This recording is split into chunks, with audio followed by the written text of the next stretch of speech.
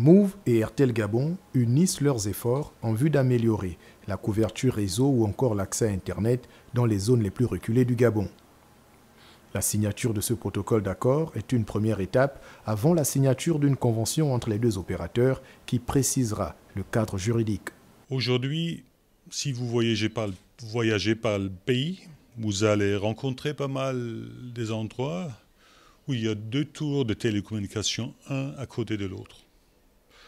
Vous prenez juste la voiture, vous allez à Lambaréné, vous allez voir ça 20 fois. Pourtant, on aurait pu mettre les antennes sur la même tour. Donc c'est de l'argent qu'on a, pour vrai dire, gaspillé. On aurait pu utiliser cet argent beaucoup mieux.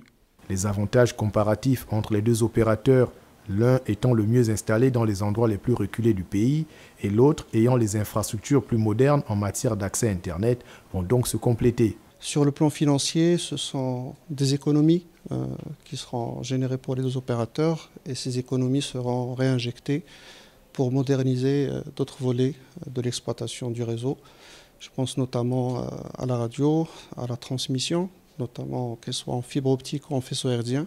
Le renforcement des investissements en matière d'équipement entre les deux entités entre dans le cadre plus large des objectifs du gouvernement visant à faire du digital un levier de croissance économique. Il n'y a pas un pays avancé ou un pays qui cherche à se développer qui ne mise pas sur ce secteur d'activité, ce secteur transversal qui a vocation à stimuler la productivité et être pourvoyeur des nouveaux emplois de demain.